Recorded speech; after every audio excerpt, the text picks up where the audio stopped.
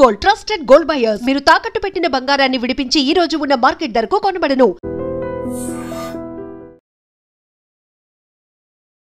నమస్తే, welcome to I dream. నేను మీ లక్ష్మి. రాత్రికి రాత్రే అద్భుతాలు జరిగిపోవాలి. 10 రూపాయలు పెట్టుబడి పెడితే 1000 రూపాయలు వచ్చేయాలి, అది కూడా విత్ ఇన్ షార్ట్ టైంలో. ఇదే అత్యాస అంటారు, దురాశ అంటారు. దీనికి ఎన్ని పేర్లైనా మనం పెట్టుకోవచ్చు. మోసపోతున్నామని వెరీ క్లియర్గా తెలిసినా కూడా దాన్ని అంగీకరించకపోవడమే మన బలహీనత. ఇది 100% కొంతమంది ఒప్పుకొని తీరాలి. ఈ మధ్య లేటెస్ట్గా వైజాగ్లో రైస్ పుల్లింగ్ మోసం, భారీ అంటే 1,70,00,000 రూపాయలు రైస్ పుల్లింగ్ పేరుతో తెలంగాణకు చెందినటువంటి ఒక డాక్టర్ని మోసగించినటువంటి ముఠా గుట్టు బట్టబయలైంది.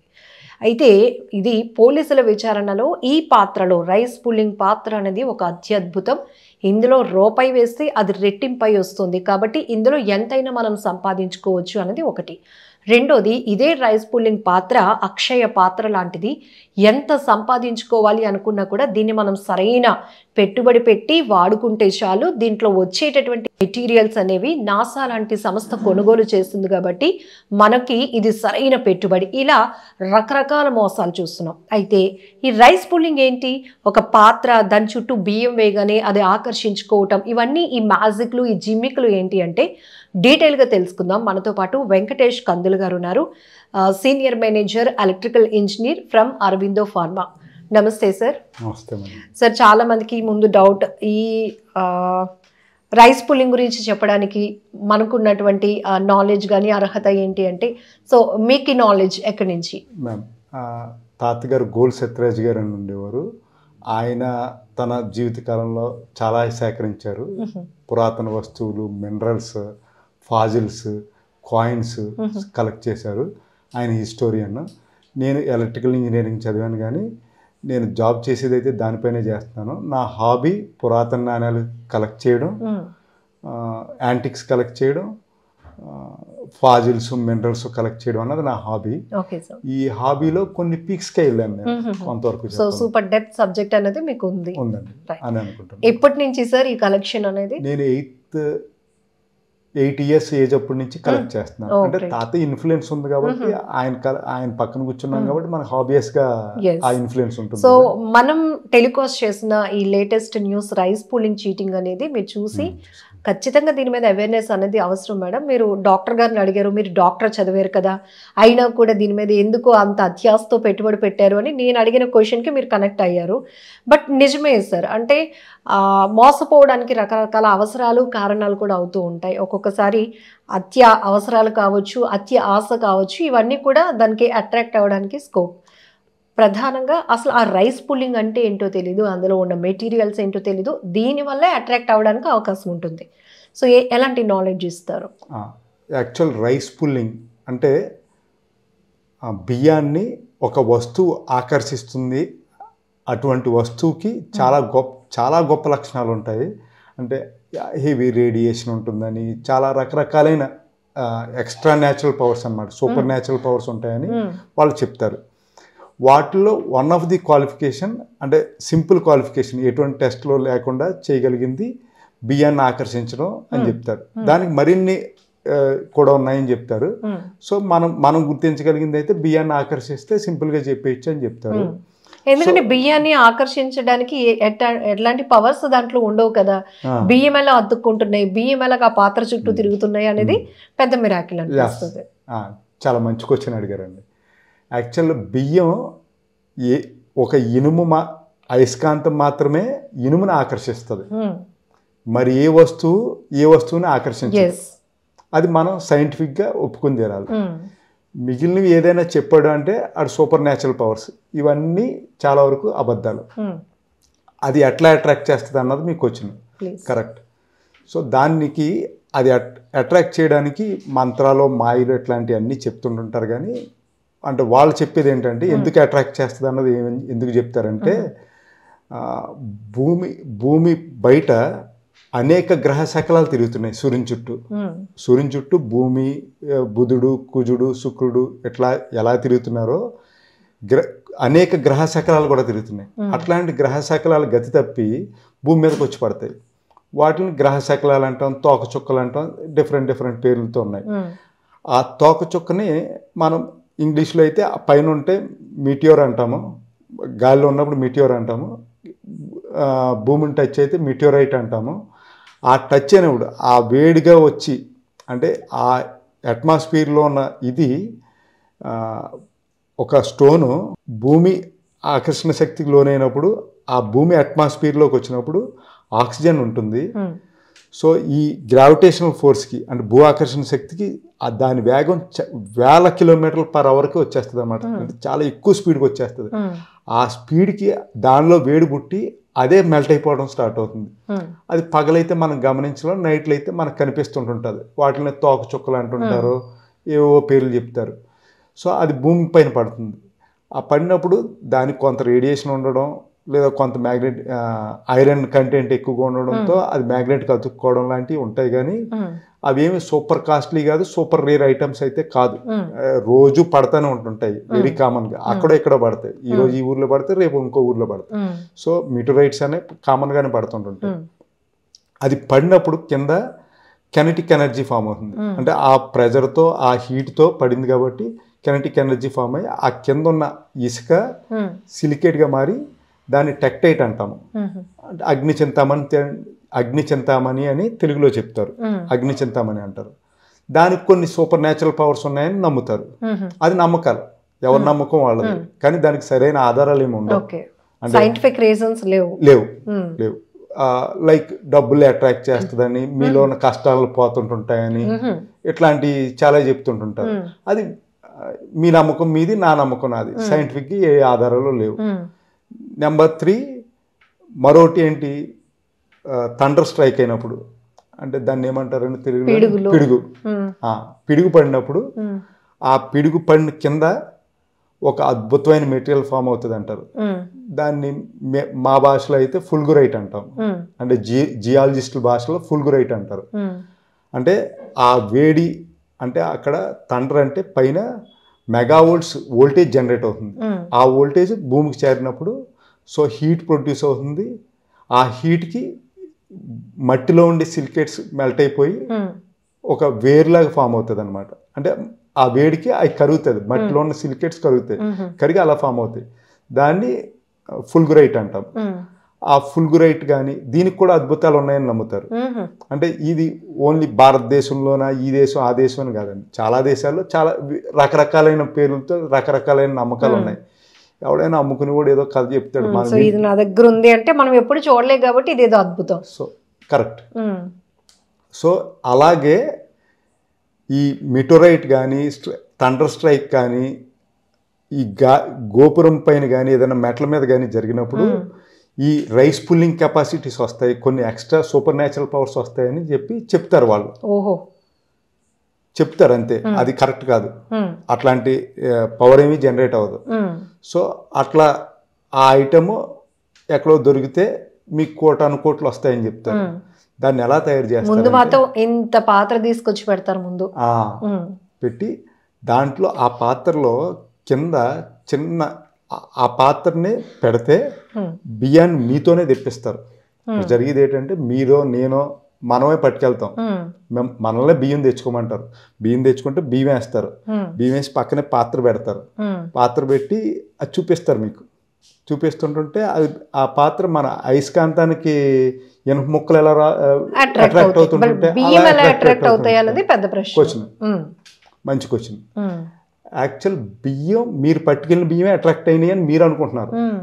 ఆ ముందు ఆ మాంత్రికుడు కొన్ని ట్రిక్స్ ప్లే చేస్తాడు. అంటే ఇది తీయడానికి చాలా ఇది కావాలని పెద్ద పెద్ద జుట్టు వేసుకుని, ఆర్టిఫిషియల్ హెయిర్ పెట్టుకుని, రకరకాల బొట్లు అవి పెట్టుకుని చాలా కొన్ని మ్యాజిక్లు చేసి చూపెడతాడు. దాంట్లో భాగంగా కోడిని కత్తిరిస్తాడో, పీక్ వస్తాడో, ఏదో తిప్పుతాడు. అవన్నీ మీరు చూడలేక చూస్తుండగానే కళ్ళు మూసి చేసి లోపల ఏదో చిన్న ఫైర్ లాంటిది ఏదో చేసో మిమ్మల్ని డైవర్ట్ చేస్తాడు. డైవర్ట్ చేసి మీ బియ్యం ప్లేస్లో వాళ్ళ బియ్యం వస్తాయి. వాళ్ళ బియ్యం ఉంటాయి సార్, అది ఎలా అన్నా చెప్తాను. సో వాళ్ళ బియ్యం వేస్తారు, ఆ బియ్యాన్ని ఆ చెంబు లాగుతుంటుంటది. ఆ చెంబు లేదా ఆ పాత్ర లేదా డిఫరెంట్ ఆ గోపురం లాంటి ఇది ఏది యాంటిక్ కాదు, సింపుల్ ఎత్తడే లేదా రాగి పాత పాత్ర. దాన్ని పెయింట్ వేసి పాత డిస్టెంపర్ పామి, బొగ్గు పామి, ఫెవికాల్ గమ్ములు ఒక పురాతనమైన వస్తువులు క్రియేట్ చేస్తారు. అది పెడుతుంటుంటే ఈ బియ్యాన్ని లాగుతుంటుంటాయి. అదే మీకు ఫుల్ సాటిస్ఫై మీరు. అంతే కదా, బియ్యం లాగడం ఏంటి? బియ్యం లాగడం కదా, నేనైనా అంతే. సామాన్యుడిగా మనం అదే సాటిస్ఫై అవుతాం. అబ్బా ఇదేదో చాలా అద్భుతంగా అనిపిస్తుంది మనకి. సో అట్లా అట్రాక్ట్ చేసి దీన్ని కానీ మీరు వేరే దేశాల్లో అమ్మితే కోటాను కోట్లు వచ్చేస్తాయని చెప్తారు. సో దానికి అట్రాక్ట్ అవుతారు. ఈ బియ్యం ఎలా లాగుతాయి అన్నది మీకు క్వశ్చన్ ఉంది కదా. ఆ బియ్యం ఎలా లాగుతాయంటే ఆ బియ్యాన్ని బియ్యంగా ఉన్నప్పుడు కాకుండా ధాన్యంగా ఉన్నప్పుడు, ప్యాడీగా ఉన్నప్పుడు దాన్ని నానబెడతాడు. నానబెట్టి ఆ బియ్యం మెత్తబడుతుంది లోపల, దాన్ని గింజ మెత్తబడుతుంది. దాంట్లోకి చిన్న చిన్న ఇనుప రజను గుచ్చుతాడు. మెత్తబడగానే గుచ్చిన తర్వాత ఎండబెడతాడు. ఎండబెట్టి మళ్ళీ బియ్యంలో అయిపోతుంది, గట్టిపడిపోతుంది, ఎక్స్పోజ్ అవ్వదు కాబట్టి పైన ఉన్న పొట్టుకి. తర్వాత ఈ పైన ఉన్న పొట్టు ఒలిచేస్తాడు. ఒలిచేస్తే లోపల ఐరన్ రజని వెళ్ళింది, పైన బియ్యం ఉంది. సో అలాంటి బియ్యాన్ని కొంచెం పాలిష్ చేసి రెడీ చేస్తాడు అనమాట. ఆ వాడు ప్రిపేర్ చేసి ఉంచాడు అది, ఆ బియ్యాన్ని. అంత పర్టికులర్ గా మనం చూడం, మిమ్మల్ని చూడనివాడు కదా, మిమ్మల్ని పట్టుకునేవాడు, మిమ్మల్ని చూసే అవకాశం ఇవ్వరు మీకు అక్కడ. అసలు లేడీస్ని అయితే దగ్గర రావద్దు, మీకు ఏదో ఉంటది, దూరంగా ఉండండి, అబ్బాయి నువ్వు దూరంగా ఉండి, నీకు సిగరెట్ అలవాటు ఉందా, ఏదో ప్రతి ఏదో మగోడు అన్నవాడికి ఎవరికైనా ఏదో దరిద్రమైన అలవాటు ఉంటది కదా, ఎట్లాంటిది ఏదో చెప్పి మిమ్మల్ని కొంచెం దూరం పెడతారు. దూరం పెట్టి ఈ కోండు కొయ్యడం అని, ఏదో మంత్రాలు చదవడం అని, ముగ్గేయడం అని, ఈ స్టోరీలో ఆడి బియ్యం వచ్చేస్తారు. మీరు ఇచ్చిన బియ్యం అని మీరు అనుకుంటుంటారు, నేను అనుకుంటుంటాము. ఆ దొంగోడు తెచ్చిన బియ్యం వచ్చేస్తాయి. ఆ బియ్యాన్ని అది లాగుతుంటుంటది. ఇంకా అక్కడి నుంచి స్టోరీ మీకు నమ్మకం స్టార్ట్ అయిపోతుంది. ఆ నమ్మకం స్టార్ట్ అవడానికి దీని అన్నిటికంటే ముందు మనం చెప్పుకోవాల్సింది ఏంటంటే ఈ నెట్వర్క్ ఉంది కదా, ఆ నెట్వర్క్ లో మనం పడ్డానికి కారణం. సరే, ఎంత టెక్నాలజీ మన వాళ్ళే వాడుతున్నారు అంటే ఎంతవరకు ఫ్యాక్ట్? ఇప్పుడు తెలంగాణకు చెందిన ఆమె కూడా చెప్పారు వైజాగ్ వాళ్ళు ఇందులో ఉన్నారు అని. వీళ్ళకి ఎంత టెక్నాలజీ ఉంటుందా యాక్చువల్గా? బిహైండ్ ఎవరైనా ఉంటారంటారు? యాక్చువల్గా ఇది వీళ్ళందరూ అనుకునేది ఏంటంటే ఏదో లోకల్లో చెత్త, చిన్న చెత్తగా అనుకున్నారు. వీళ్ళంతా యాక్టర్స్ అండి. Okay. Actual director, actual producer Gujarat, రాజస్థాన్లో ఉంటారండి. వాళ్ళు అక్కడి నుంచి ఇక్కడ ప్లేయర్ని పెట్టి ఆడిస్తుంటుంటారు. ఆపరేటింగ్ అంతా అక్కడి నుంచి అవుతుంది. ఈవెన్ మీకు ఏదైనా బ్యాంక్ ట్రాన్సాక్షన్ జరిగినా కానీ అక్కడే అకౌంట్కి వెళ్తాయి. సో వాళ్ళు ఎట్లా చేస్తారన్నది చూద్దాం. మొదటిది విక్టిమ్ని ఐడెంటిఫై చేస్తారు. విక్టిమ్ అంటే ఎవరు? మీరు, నేను. బాధితురాలు అవడానికి అర్హతలు చెప్పండి సార్. ఓకే, బాధితురాలు అవడానికి అర్హతలు. ఓకే. ఇప్పుడు సోషల్ మీడియాలో కూడా ట్రెండ్ సెట్ చేస్తున్నారు. మీరు నిజమైన పేదవాడుగానే ఉండిపోవాలి అంటే ఆ రూట్ లో వచ్చి చెప్తే జనాలు కనెక్ట్ అవుతున్నట్టు. ఇప్పుడు నిజమైన బాధితురాలు అవ్వాలి అంటే అర్హతలు. Okay, correct. బాధితుడికి కొన్ని లక్షణాలు ఉండాలి. ఏదైనా ఒక చోట ఈ కేసుల్లో బాధితుడిని గుర్తించాలి. వాళ్ళు విక్టిమ్ని ఐడెంటిఫై చేస్తారు, బలిపశువుని ఐడెంటిఫై చేస్తారు. ఐడెంటిఫై చేయడానికి మొదటి లక్షణం వన్ నైట్ మిలియనీర్, అంటే ఒక రాత్రిలో కోటీశ్వరుడు అయిపోవాలనుకునే లక్షణాలు వాళ్ళు ఉండాలి. ఏదైనా జరిగితే బాగుండు, ఏదో అద్భుతం జరిగిపోవాలి, బతుకంతా మారిపోవాలి, దెబ్బకి బెంచ్ కారుకే వెళ్ళిపోవాలి అన్న ఆలోచనలు ఉండాలి. లేదా నెంబర్ 2 పాపం కష్టాల్లో ఉండడం, చాలా అప్పుల్లో ఉంటాడు, బిజినెస్ లాస్ అయిపోవడం, డబ్బు ఉండి కష్టాల్లో ఉండడం. అంటే మరీ మొత్తం అయిపోతే డబ్బులు పెట్టుబడి పెట్టాడు కదా, సో ఆడు తీసుకోవడం. ఆడి దగ్గర ఆల్రెడీ 1 కోటి 2 కోట్లు ఉండాలి, ఆల్రెడీ 4-5 కోట్లు లాస్ అయిపోయినప్పుడు కనీసం 4-5 కోట్లు ఉండాలి, 1 కోటి రూపాయలన్నా ఉండాలి. అటువంటి వ్యక్తులు వీళ్ళు వెతుకుతారు. వెతికి ఐడెంటిఫై చేస్తారు. ఐడెంటిఫై చేసి వాళ్ళ దగ్గరికి మన ఏదో ఏజెంట్ గానీ ఏదో విధంగా 1-2 సార్లు జస్ట్ పరిచయం. ఈ డెసిషన్ మేకింగ్ కూడా ఇంట్లో వాళ్ళతో షేరింగ్ చేసుకునే వాళ్ళు కాకుండా ఓన్ డెసిషన్ తీసుకునే వాళ్ళలాగా ఉండాలి. చాలా ఇంపార్టెంట్ పాయింట్. ఎందుకంటే ఈ డాక్టర్ గారే కాదు, గతంలో శ్రీకాకుళంలో కూడా ఇలాంటి రైస్ పుల్లింగ్ కేసు చూస్తే వాళ్ళ ఇంట్లో వాళ్ళకి ఎవరికి చెప్పట్లేదు. ఎక్కడో ఇన్వెస్ట్ చేస్తున్నామని దాస్తూ ఆఖరికి కోట్లు మోసపోతున్నారు. మొత్తం అంతా అయిపోయాక కానీ తెలియదు. మనకి రెగ్యులర్గా తెలిసిన వాళ్ళలాగా, చాలా పెద్దవాళ్ళలాగా, చాలా తెలిసిన వాళ్ళలాగా పరిచయం చేసుకుంటారు. సరే, ఇక్కడ 2 రకాల ఆస్పెక్ట్స్ ఉన్నాయి. ఒకటి బాగా నాలెడ్జ్ లేకపోవడం ఒకటి, అంటే ఇందులో వేస్తే డబ్బులు తిరిగి మళ్ళీ రెట్టింపై వస్తాయి, ఇదేదో మాయాజాలమో మంత్రజాలమో సినిమాటిక్ రేంజ్లో. ఇప్పుడు చదువుకొని మంచి నాలెడ్జ్ వాళ్ళు, ప్రొఫెషనల్గా వెల్ సెటిల్డ్ అయిన వాళ్ళు కూడా నమ్ముతున్నారు. అంటే కొన్ని రకాల మెటీరియల్ పేర్లు చెప్తున్నారు వీళ్ళు.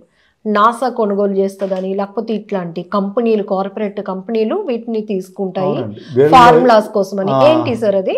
యాక్చువల్గా వాళ్ళు ఏం చెప్తారంటే ఈ పై గ్రహాలకి వెళ్ళడానికి వీటికి రాకెట్లో ఫ్యూయల్ కింద వాళ్ళు సింపుల్గా ఏం చెప్తారంటే మీకు పూర్తి డీటెయిల్స్ ఎవడెవడు, అసలు ఎందుకు కొంటున్నారో ఈ 1000 కోట్లకి 100 కోట్లకి అన్నది ఎవరో డీటెయిల్స్ ఇవ్వరు.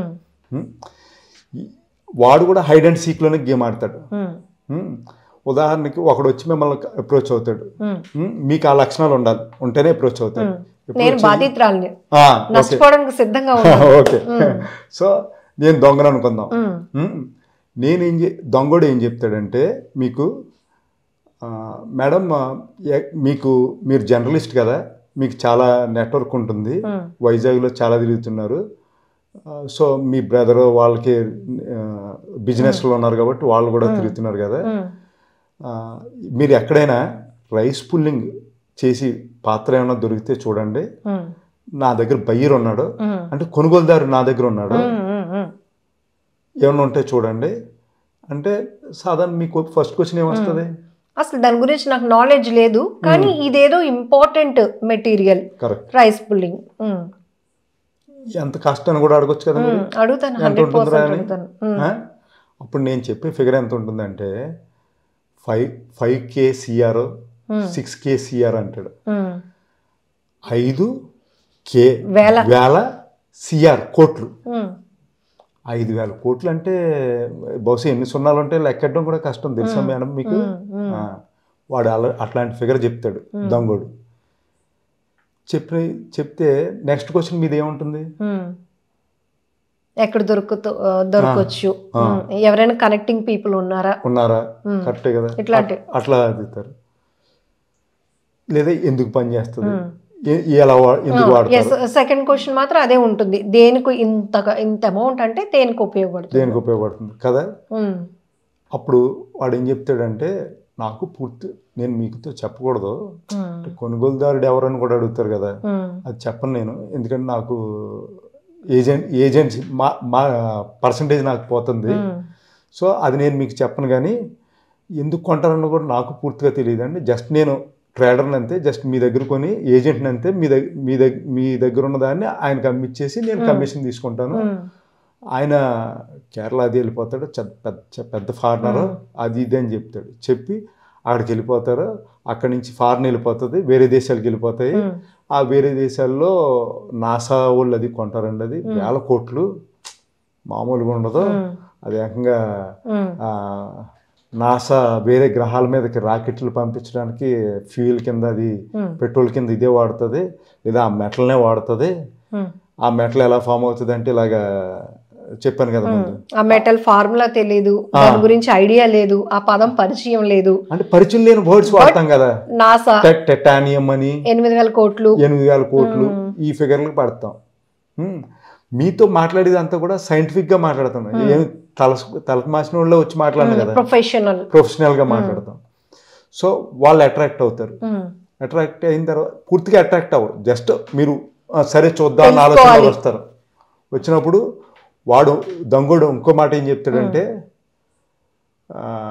మేడం పలానా చోట ఉందంట, అది భోగాపురంలో ఉందంట, ఒకసారి మేము వెళ్తున్నాము, మీరు వస్తారా, జస్ట్ వెళ్దాం అంతే, జస్ట్ చూసి వచ్చేద్దాం అంటారు.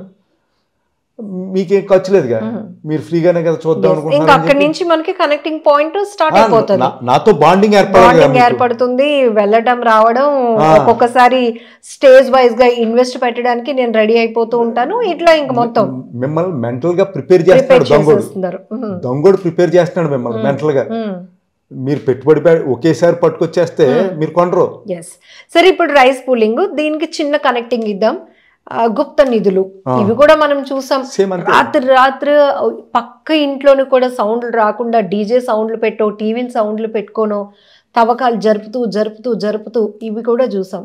సో ఇవన్నీ కూడా ఇంకా యాంటిక్ డిపార్ట్మెంట్ వైజ్గా అయితే కనుక ఫుల్ నాలెడ్జ్ మీరు చెప్తా ఉంటారు. బట్ ఈ ఆశ దురాశ ఇవన్నిటికి కూడా బాధితుడు అనేవాళ్ళు రెడీ అయిపోతారు, అంటే వాళ్ళ మ్యానిపులేటింగ్ లోకి వెళ్ళిపోతారు. మేడం ఫస్ట్ అండి యాంటిక్స్ నా దగ్గర కొన్ని కలెక్ట్ చేస్తాను, కలెక్ట్ చేసే వాళ్ళు చాలా మంది ఉన్నారు. కోటాను కోట్లు పెట్టుకునే వాళ్ళు ఎవరు ఉండరండి. ఏదో ఇది ఉందనుకోండి, ఇది ఒక 200 సంవత్సరాల క్రితం దీపబుడ్డి, దీన్ని నాకు ఇష్టం కాబట్టి ఒక 500కో 1000కో లేదా 10,000కో కొంటాను. కోటాను కోట్లు స్పెండ్ చేసి ఎందుకు కొంటాను? ఇది ఈ వెనకది ఉంది ఆ రాజు రాణి బొమ్మలు, అవి రెడ్ శాండిల్వుడ్తో చేసేవారు. ఎప్పుడో మన బాగా చిన్నప్పుడు వాడేవారు మనం. దాన్ని ఎంత కొంటారు? గట్టిగా అయితే 5,000కో 10,000కో కొంటారు, లేదా 20,000కి కొంటారు. కోటాను కోట్లు కొనివాడు ఎవడుంటాడు? కోటాను కోట్లు ట్రేడ్ జరిగితే అది అఫీషియల్గానే జరుగుతుంది ట్రేడ్. సో ఎవడో కొండో అట్లాంటి మెటల్స్ కానీ అట్లాంటి రేట్లు కానీ ఎక్కడా లేవు. సో మీరు అట్లాంటివి నమ్మకండి, అవన్నీ ట్రాప్ చేసి ఎక్కడో చోట మిమ్మల్ని మోసం చేయడమే. Thank you sir.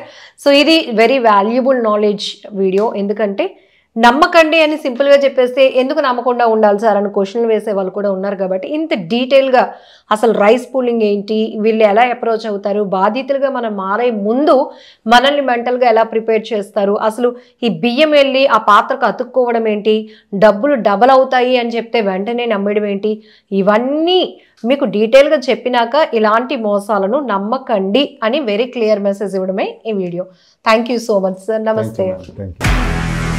నిజంగా ప్రస్తుతం ఉన్నటువంటి సమాజం దేనికి ప్రయారిటీ ఇస్తుంది? ఆర్థిక సంబంధాల చుట్టూ మాత్రమే తిరుగుతుంది. మళ్ళీ ఎన్నికలంగానే చాలా విరక్తి కలుగుతాను. మంచి అనిపిస్తుంది కదా, లేడీస్ కూడా ఛాలెంజింగ్ జాబ్స్ చేసినప్పుడు చాలా బాగుంటది. ట్రాఫిక్ అసిస్టెంట్స్ గా నియమించిన ట్రాన్స్జెండర్స్ అందరితో సాల్యూట్ చేయించుకుంటున్నారు. ఫుడ్ డెలివరీ ఇవ్వటానికి వెళ్ళినటువంటి డెలివరీ బాయ్ అనిల్ పై కళ్ళ ముందు